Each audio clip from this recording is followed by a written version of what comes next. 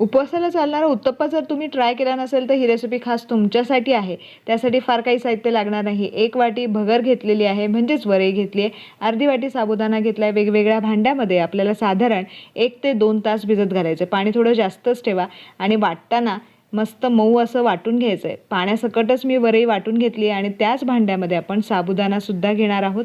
थोडंसं पाणी जास्त झालं तरी काही हरकत नाही आहे। साबुदाणा थोडा ओबडधोबड वाटलेला आहे आणि त्याच्यानंतर आपण चवीनुसार मीठ घालून घेणार आहोत।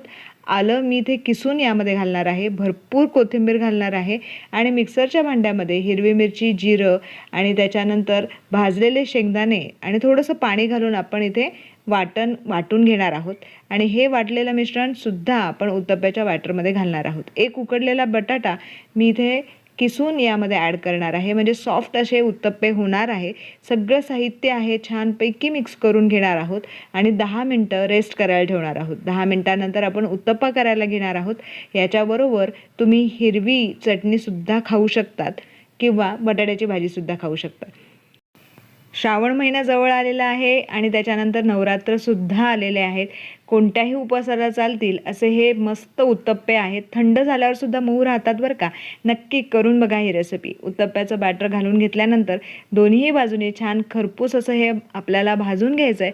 तुम्ही या भाजताना याच्यावरती तेल किंवा तुपाचाही वापर करू शकता। मस्त लुसलुशीत असे हे उत्तप्पे बनतात। नक्की करून बघा। जर रेसिपी आवडली असेल तर आस्वाद रेसिपीला जरूर सबस्क्राईब करा। डिटेल रेसिपी चॅनलवरती आहे, नक्की व्हिजिट करा। Thank you for watching my video.